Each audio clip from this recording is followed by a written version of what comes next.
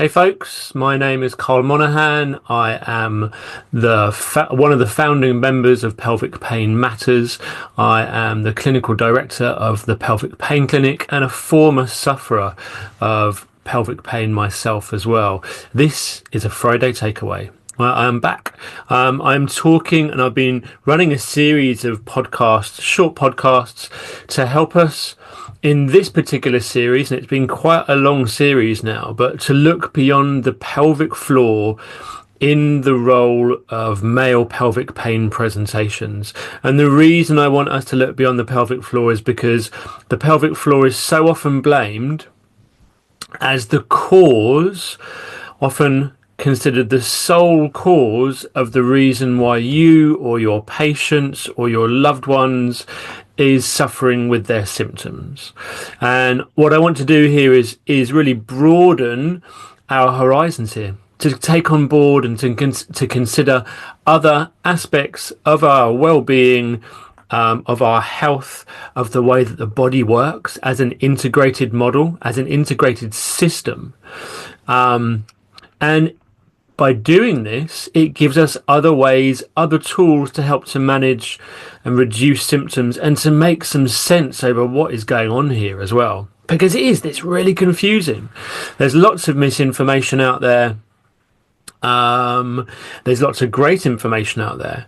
I'm just trying to make sense of it all to help you navigate either yourself or, like I said, your patients or your loved ones through what is probably a very, very challenging time.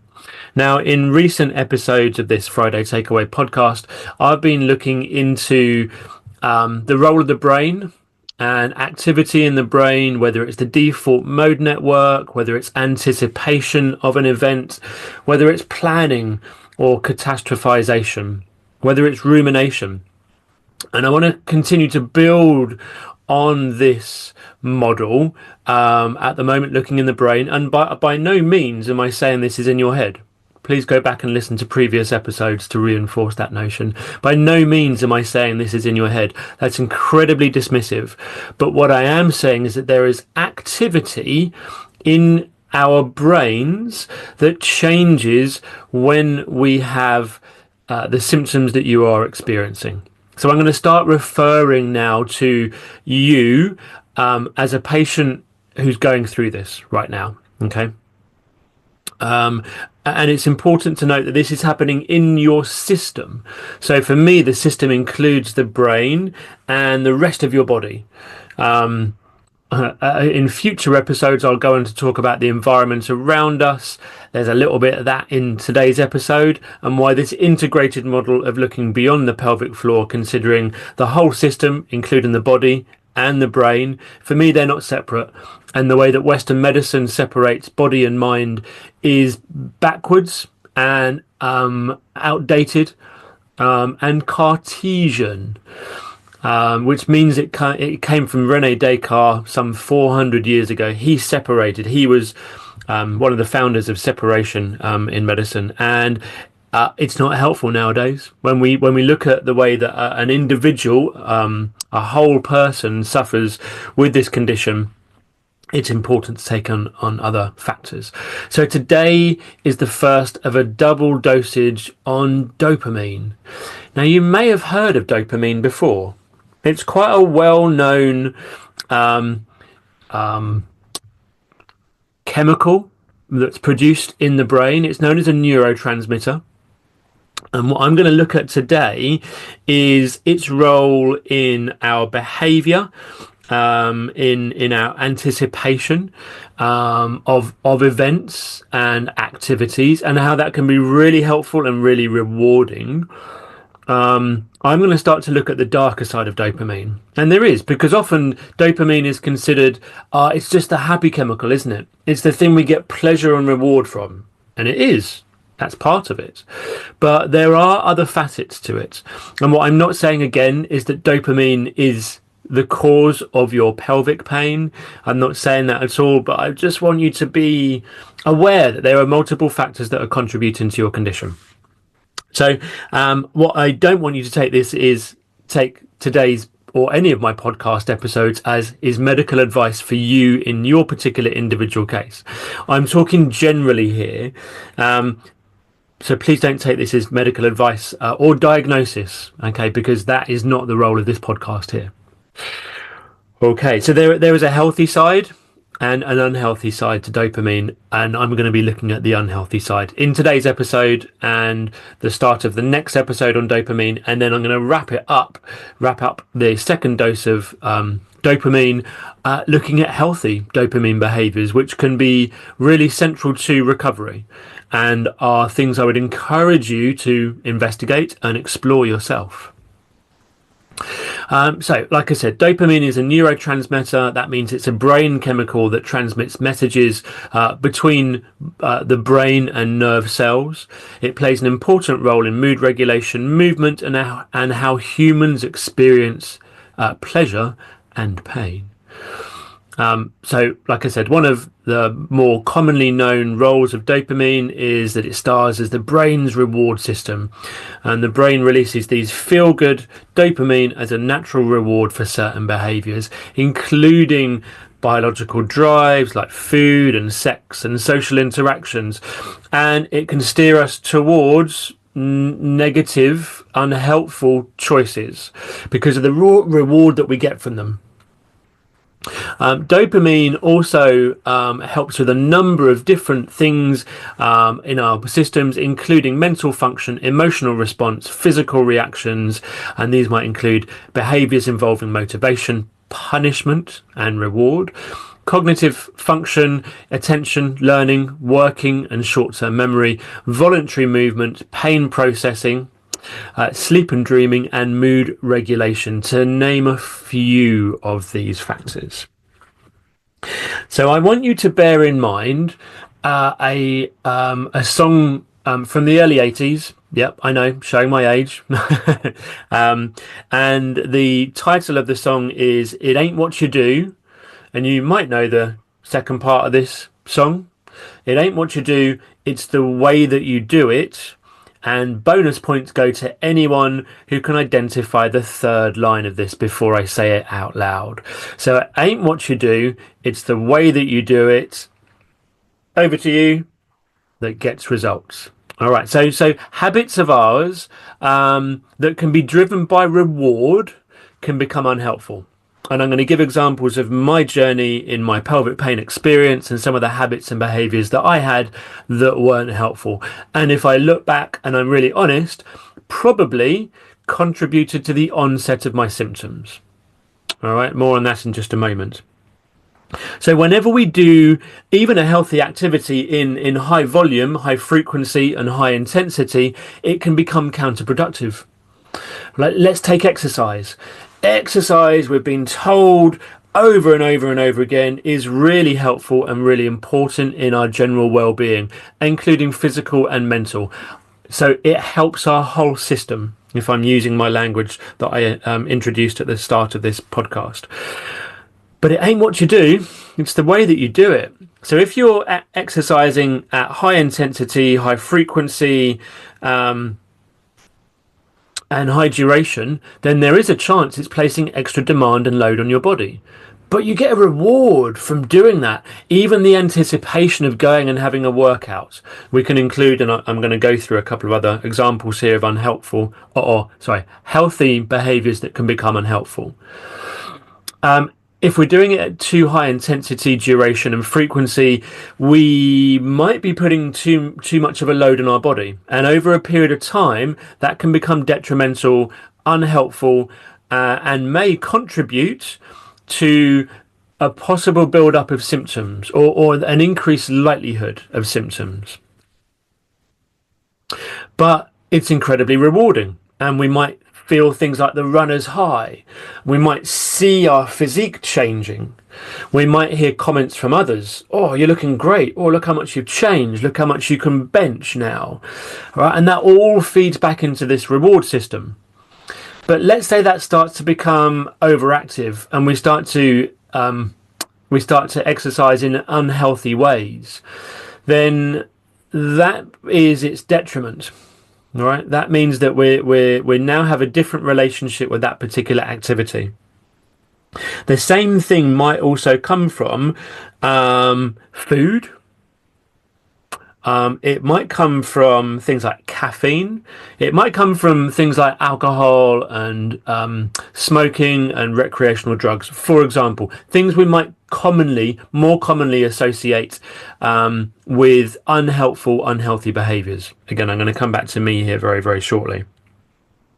So it's not what you do, it's the way that you do it that really does make a difference in our condition. Now, for me, I was an expert in my early to mid 20s of going and having a great time, and high use of drugs. High use, so that would include MDMA and amphetamines, speed, and high use of cannabis and high use of alcohol. And in a clubbing setting, so there'll be the music there as well. It was a scene that I was involved in South London, in Brixton, from the end of the late 90s for too long.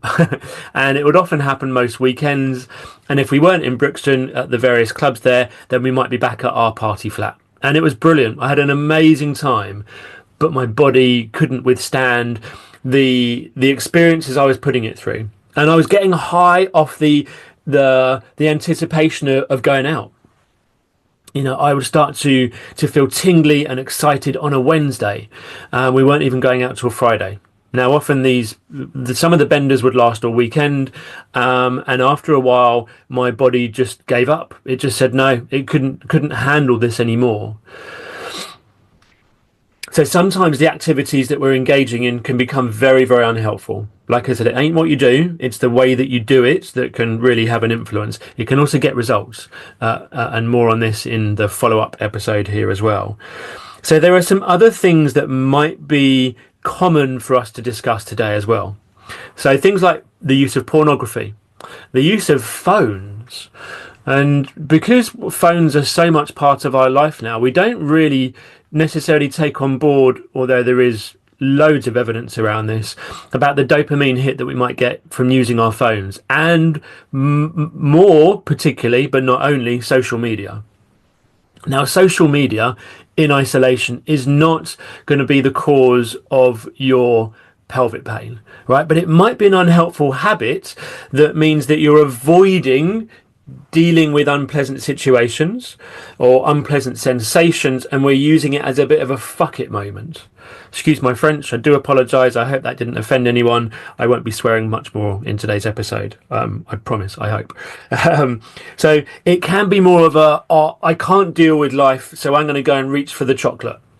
I'm going to reach for alcohol. I'm going to turn to exercise. I am going to go and look on my phone. I'm going to turn to porn. All right, and those are all activities that will trigger a dopamine response. And then we can get excited about the anticipation. And in time, what we can get is we can get the build-up of dopamine, the build-up of the anticipation, and the event, the activity itself fails to deliver the excitement it did to begin with. So we chase it, and we chase it, and we chase it, and we chase it. And it can become quite addictive. All right, and there are definitely some of the things I've mentioned today, some of the activities that are very much addictive and very much unhelpful in their roles in managing and overcoming your pelvic pain. So there's a task I'm going to start to give you from today's session, to just in preparation for the next session on our double dose of dopamine, is starting to identify some of the things that you are now doing or have done in the past, and how unhelpful they might be for you. I've spoken loads and loads and loads about dosage and the importance of dosage. And when we can get the dosage of an activity right, it can become quite helpful. Okay, it might give us a sense of purpose. It might give us a role in social activities. Alcohol here, for example.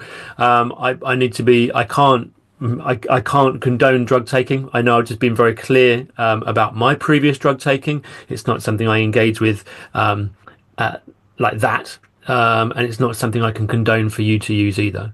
But what I would really, really encourage you to use is moderation, moderation, moderation, moderation, and to start to be aware of your unhelpful behaviours.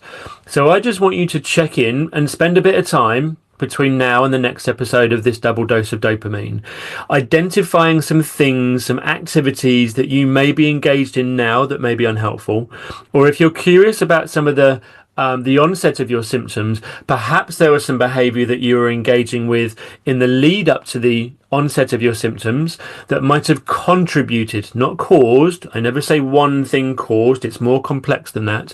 But be aware of a number of factors that maybe were related to activity or behaviours that would have been dopamine driven. So there's a reward to doing the activity that might have contributed to the onset.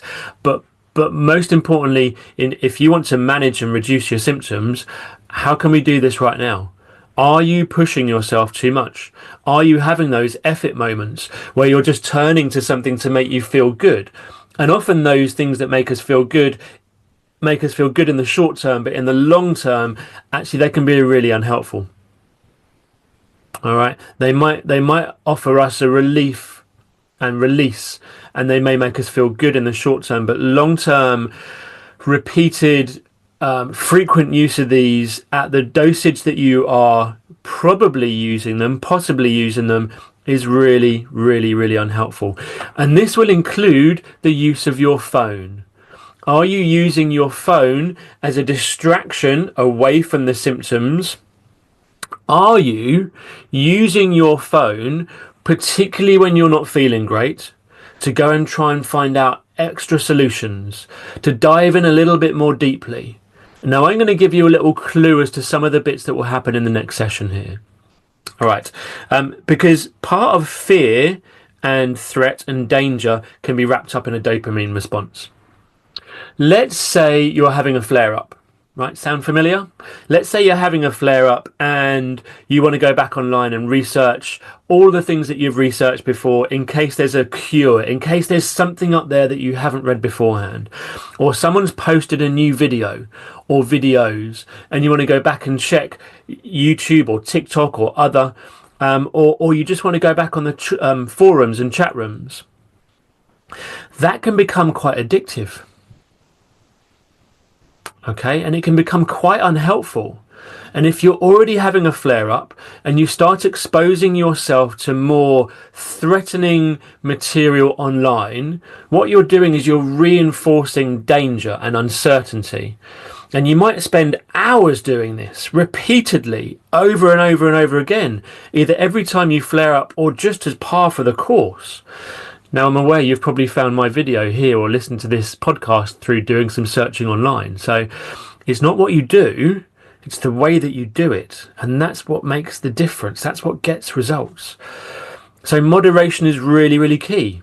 And if you're doing the behaviour I've just mentioned about looking up new things and trying to do more research, it's incredibly common. And I don't know anyone who's going through this or has gone through this or having flare-ups that hasn't done exactly the same thing. Okay, but is it then addictive? Are you becoming addicted in an unhelpful way to trying to cope and to deal with this? Could you instead put your phone down and do something that might be more beneficial for you and your system? More on this in the second episode of this double dopamine header, double dopamine dosage header. My name's Karl Monahan. This is a Pelvic Pain Natters podcast. This is one of my Friday takeaways. If you want to reach out, if you have enjoyed today's content, if you're curious about what we do, then all of the details can be found in the blurb below. If you want to reach out to me or anyone else in the Pelvic Pain Matters team, again, you can find our contact details below. As always, it's a real pleasure. I look forward to hearing from you. I'd love to know your thoughts and comments and even some of the examples of perhaps some of these dopamine-driven behaviours that either contributed to the onset of your symptoms or are contributing to part of the reason why you might be stuck in this doom cycle at the moment. That's it from me. My name is Karl Monahan. It's been a genuine pleasure. Until next time.